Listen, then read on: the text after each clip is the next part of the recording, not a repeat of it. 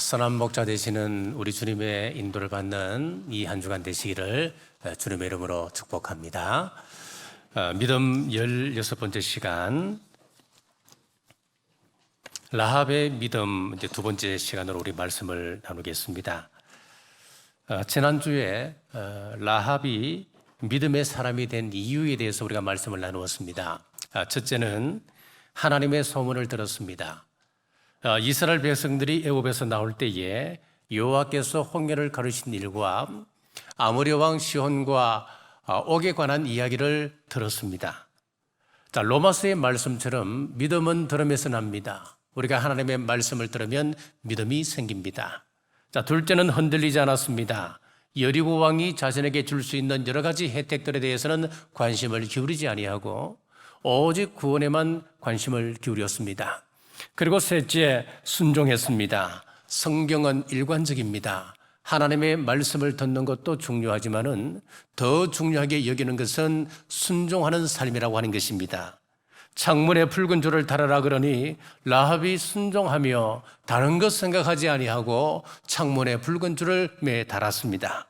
그리할 때 라합과 그의 온 가족이 구원을 받았습니다. 자, 오늘은 붉은 밧줄의 적용적인 면을 좀 더 살펴보고자 합니다. 정탐꾼들이 붉은 밧줄을 왜 창문 바깥에다 매달아라 그랬겠습니까? 자, 여러분, 지금 이 세상에서는 그리스도인이라고 하는 사실을 숨기면 참 편할 때가 많습니다.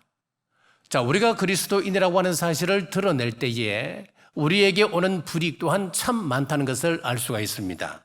그러나 하나님은 그걸 원하지 않으십니다. 우리가 예수님의 피가 발려진 존재, 하나님을 믿는 사람이라고 하는 것을 드러내기를 원하십니다. 자, 친구가 깜짝 놀라며, 야, 너도 교회 다녔니? 그러면은 믿는 사람으로서 이건 문제가 있는 거예요. 길을 가는데 모르는 사람이 예수님 믿으시지요? 꼭 권사님 같으세요? 꼭 장로님 같으신데 맞죠? 이런 말 들으면 얼마나 좋겠습니까? 식사할 때 남들 눈치챌까 봐 퍼뜩 눈 감았다가 눈을 뜰 때는 눈을 비비면서 기도하지 않은 것처럼 그렇게 한다면 여러분, 그건 문제가 있는 것 아니겠습니까? 자, 믿는 사람임을 좀 드러내시기를 바랍니다. 자, 이런 면에서 우리 믿음을 드러내는 것은 참 중요한 일입니다. 자, 첫째, 소금된 삶을 드러내야 합니다. 마태복음 5장 13절입니다. 너희는 세상의 소금이니 소금이 만일 그 맛을 잃으면 무엇으로 짜게 하리요? 후에는 아무 쓸데없어 다만 밖에 버려져 사람에게 밟힐 뿐이니라. 우리의 삶을 소금으로 비유한 데는 그만한 이유가 있습니다. 음식은 간이 맞아야 맛이 있지 않겠습니까? 욥기 6장 6절에 보면 싱거운 것이 소금 없이 먹히겠느냐? 닭의 알 흰좌이가 맛이 있겠느냐? 삶은 계란을 소금치지 아니하고 그냥 먹는다고 생각해 보십시오. 물론 맛은 있겠지만은 정말 참맛은 느끼지를 못할 것입니다. 아무리 고급진 음식이라도 소금으로 간을 맞추지 못하면 그 격은 떨어지게 되는 겁니다. 그러니까 너희가 세상의 소금이 되어라, 이 말씀의 의미가 무엇이겠습니까? 세상 살아갈 때에 맛을 내는 사람이 되어라, 그 말 아니겠습니까? 내가 그 공동체에 들어가면은 그 공동체에 웃음꽃이 피어나고 행복이 넘치며 어색했던 분위기가 소금이 들어가면 응고되는 것처럼 결집시키고 하나 되게 하는 그런 존재가 되라고 우리를 소금에 비유한 것 아니겠습니까? 하나님께서 아브라함을 왜 가나안 땅으로 보내셨겠습니까? 네가 있음으로 말미암아 그 땅 사람들이 살맛 나는 삶을 살아갈 수 있도록 하라. 너로 말미암아 그 땅이 복을 받는 땅이 되게 하라. 우리 하나님의 소원이 들어있는 것 아니겠습니까? 아브라함의 조카 롯을 보십시오. 그가 소돔과 고모라 땅을 선택해 갔습니다. 롯이 선택했지만 사실은 하나님께서 보내신 것이었습니다. 자, 그 땅에 가서 그 지역을 변화시키라고 하는 하나님의 뜻이 들어가 있는 것 아니겠습니까? 그런데 롯이 가서 맛을 내지 못했습니다. 맛을 잃어버렸습니다. 그랬더니 그 땅은 저주의 땅이 되고 말았습니다. 지금도 마찬가지입니다. 우리는 맛을 내는 존재가 되어야 합니다. 성경은 우리가 소금된 삶을 살 것을 촉구하지만은 우리는 귀찮은 일은 그냥 침묵해버리곤 합니다. 여러분 잘 생각하셔야 합니다. 신명기 19장에 보면은 이웃에 대하여 거짓 증거하지 말라라고 하는 10계명의 제9계명을 가르치고 있는데 그 9계명을 주신 이유에 대해서 설명하는데 잘 읽어보면은 이 말씀 속에는 소금된 삶을 살라라고 하는 의미가 들어 있습니다. 신명기 19장 20절입니다. 그리하면 그 남은 자들이 듣고 두려워하여 다시는 그런 악을 너희 중에서 행하지 아니하리라. 거짓 증언으로 사람을 무고하게 하는 것 그거 그냥 방치하면은 그 사회는 무너질 수 있기 때문에 예방적 차원에서 주셨다 하는 것을 말씀합니다. 그렇습니다. 부도덕한 소수가 하는 말을 그대로 방치하면 도덕적인 다수가 양화를 구축하듯이 침묵해버리고 만다는 것입니다. 거짓 증언하는 사람을 그대로 놔두면 그 사회에는 진실이 발붙일 수가 없다는 것입니다. 그래서 교회는 끊임없이 선지자적 메시지를 선포해야 하는 겁니다. 그 메시지를 듣는 사람이 불편해할 수 있습니다.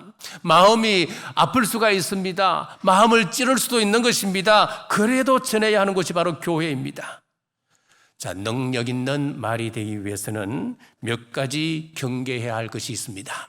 첫째는 명백한 거짓말은 하지 말아야 합니다.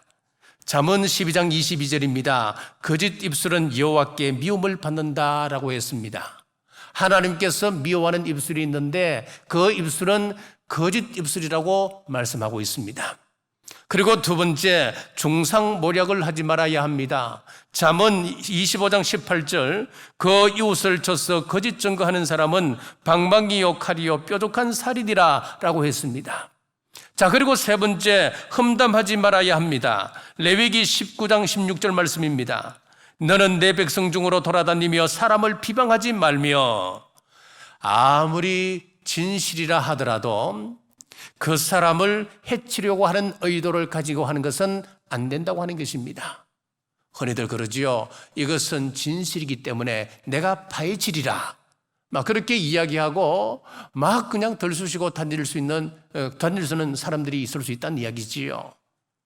자, 그래서 우리는 이렇게 기도해야 합니다. 시편 141편 3절의 말씀처럼 하나님 내 입술에 파수꾼을 세워주옵소서 그렇게 기도해야 합니다. 요셉을 보십시오. 거짓말하지 않았습니다. 중상모략하지 않았습니다. 험담하지 않았습니다. 언제나 깨끗하고 정결한 맛을 내는 사람이었습니다. 그리할 때에 모든 사람이 요셉을 사랑했습니다. 그러나 미련한 사람은 어디를 가나 분위기를 깹니다. 분열을 일으킵니다. 사람들의 마음을 아프게 합니다. 그래서 그 사람이 나타나기만 하면은 사람들은 긴장하고 그 사람을 피해 가는 것입니다. 그래서 골로새서 4장 6절 말씀에 너희 말을 항상 은혜 가운데서 소금으로 맛을 낸 것과 같이 하라 그랬습니다. 소금으로 맛을 내는 말은 어떤 말일까요?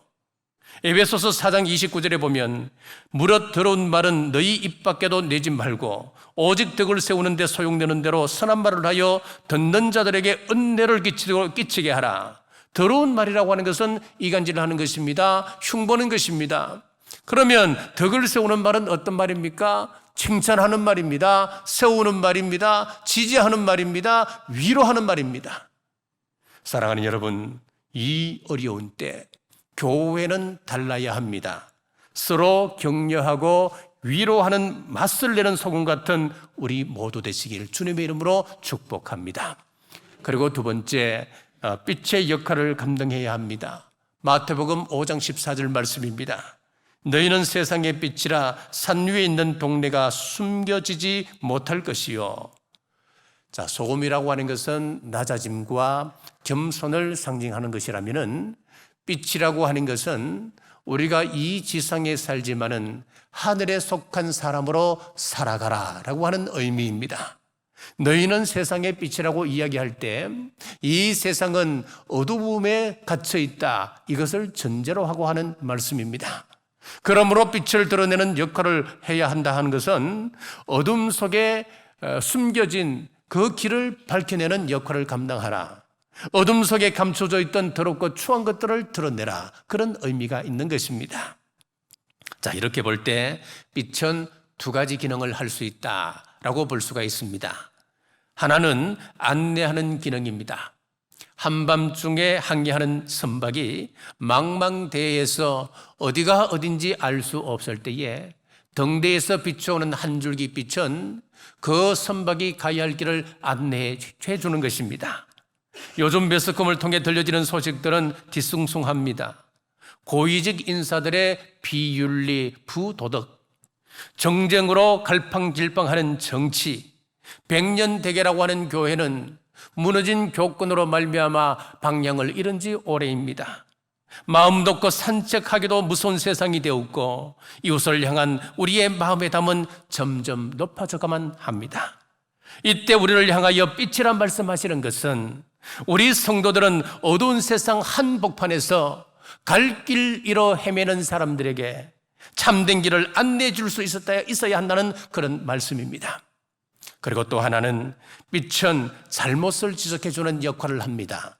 16절 말씀입니다. 이같이 너희 빛이 사람 앞에 비치게 하여 그들로 너희 착한 행실을 보고 하늘에 계신 너희 아버지께 영광을 돌리게 하라. 우리가 모범을 보임으로써 잘못된 것을 깨닫도록 해주어라, 그 말씀입니다. 우리 성도들이 하나님 말씀대로 바로 살면은 착한 행실이 드러나고 세상 사람들이 그것을 보고 저 사람은 저렇게 사는데 나는 이것이 뭔가, 내가 뭔가 잘못되었구나, 스스로 그 잘못을 시인하고 깨닫게 된다고 하는 것입니다. 우리가 살면서 어느 정도 도덕적인 우위를 점해야 하느냐면은 요셉 정도의 도덕성은 확보를 해야 이 세상에서 빛된 삶을 살아간다 말씀할 수 있는 거예요. 자, 역사적으로 우리 기독교는 우리나라에서 빛과 같은 존재였습니다. 일제시대와 근대화 시기에 우리 한국 기독교는 말 그대로 빛의 역할을 감당했고 대단한 일들을 했었습니다. 기미 독립선언 33인 중에 16명이 기독교인이었습니다. 독립만세 운동으로 구속된 19,525명 가운데 3,426명이 우리 기독교인이었습니다.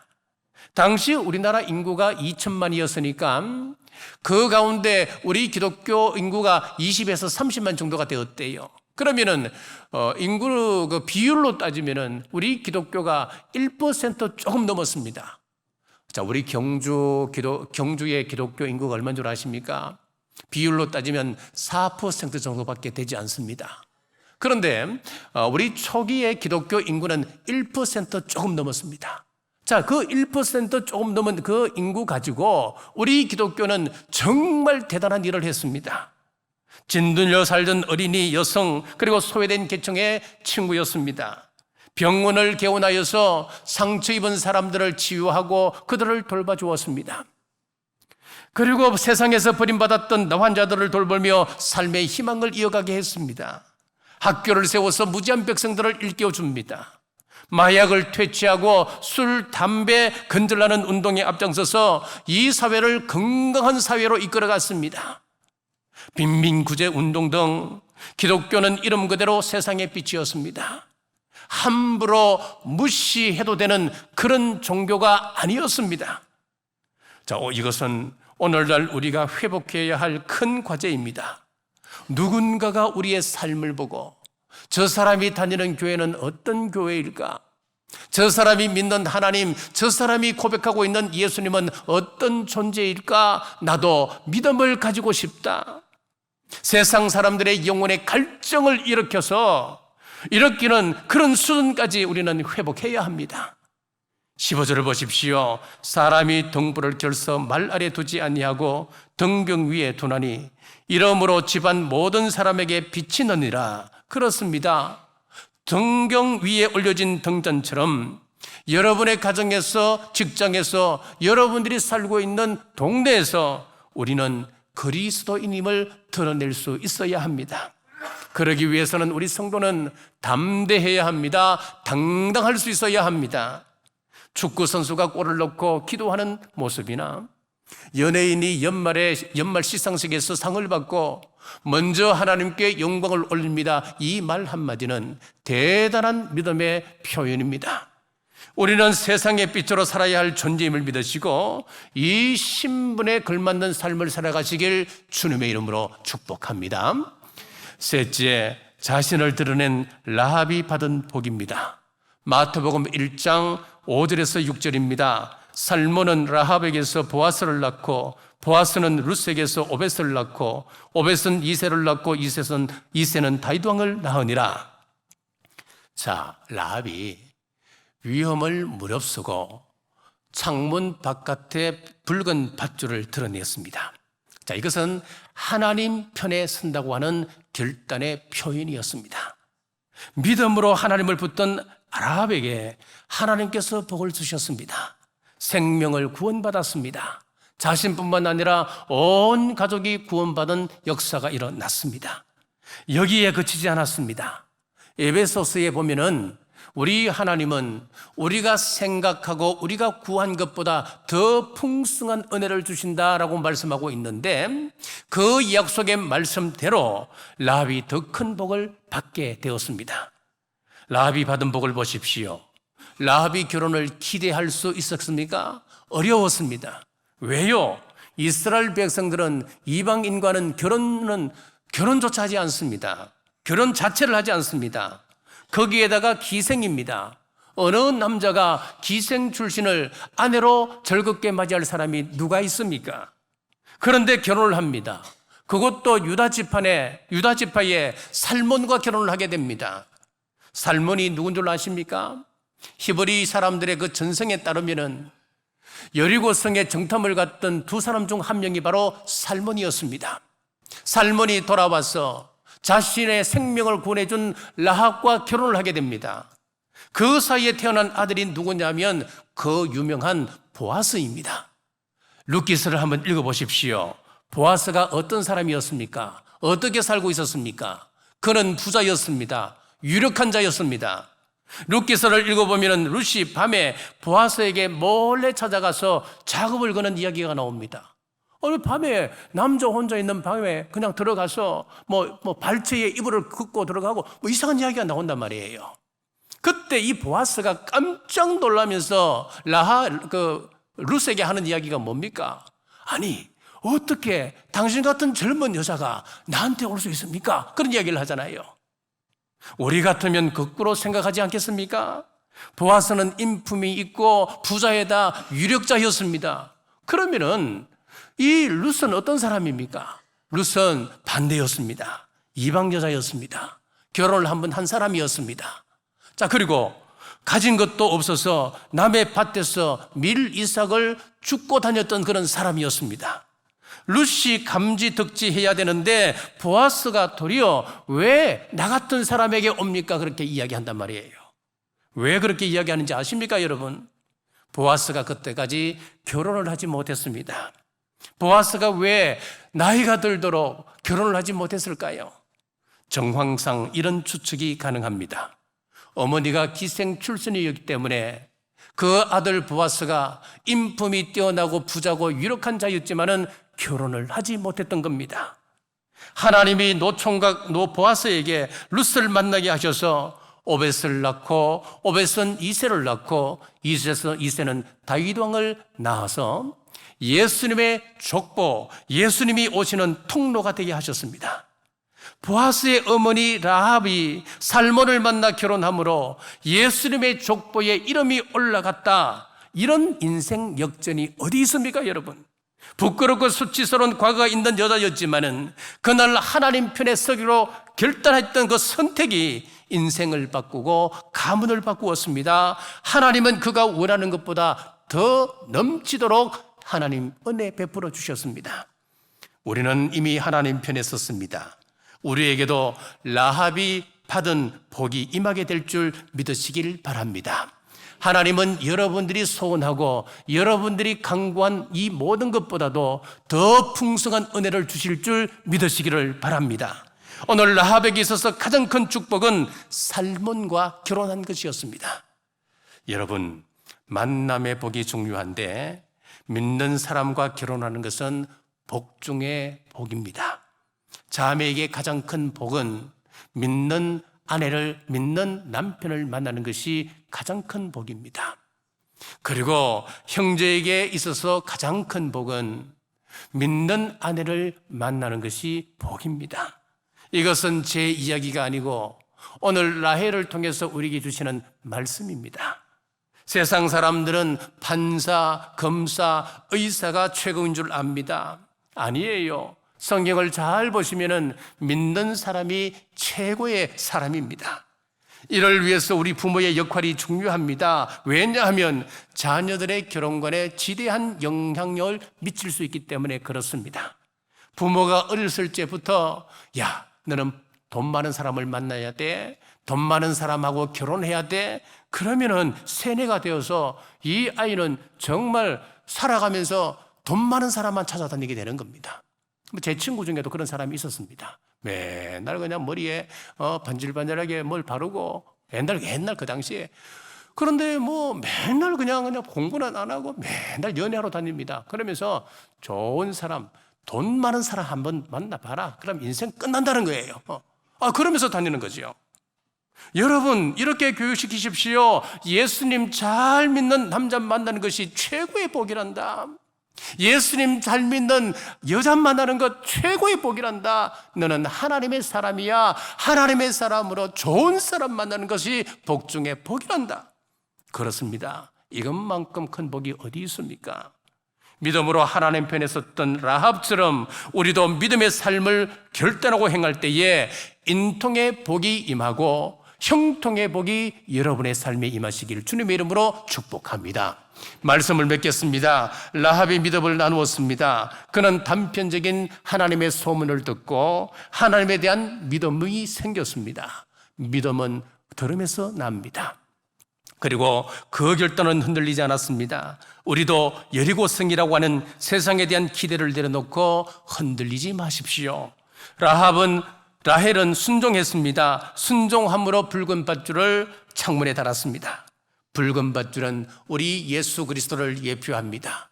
우리의 구원은 예수님밖에 없습니다. 종교다원주의의 달콤한 유혹에 흔들리지 마십시오. 붉은 밧줄을 창문에 단 것은 적용적으로 보면 그리스도인다운 삶을 살아라고 하는 것입니다. 우리는 소금된 삶을 살고 빛된 삶을 살아가야 합니다. 우리는 하나님의 대행자들입니다. 그리하면 우리가 생각한 것보다 더 큰 은혜로 갚으시는 하나님이십니다. 마태복음 6장 33절 말씀을 보십시오. 너희는 먼저 그의 나라와 그의 의를 구하라. 그리하면 이 모든 것을 너희에게 더하시리라. 라합이 결혼을 꿈에라도 꿨겠습니까? 하나님께서 유다 지파 살몬과 결혼하게 하셔서 예수님의 족보에 그 이름을 올리는 영광을 누리게 하셨습니다. 우리가 생각하고 기대한 것보다 더 풍성히 주시는 하나님을 믿으시고 소금과 빛된 삶을 살아가는 우리 남부교회 모든 성도님들 되시기를 주님의 이름으로 축복합니다. 기도하겠습니다. 라합의 믿음을 통하여 깨닫게 하시는 하나님 감사합니다. 라합이 단편적인 하나님의 역사를 듣고 믿음으로 결단했듯이 주님 말씀 임할 때 머뭇머뭇하지 말고 하나님 편에 서기로 결단하는 우리 모든 성도들 되게 하여 주옵소서. 믿음으로 순종하며 붉은 밧줄을 달 때 그와 가족이 구원받았습니다. 우리 모든 성도들도 내가 주님 편의 선자임을 드러내며 소금과 빛된 삶을 살아 주님의 이름을 드높이는 우리 남부교회 모든 성도들 되게 하여 주옵소서.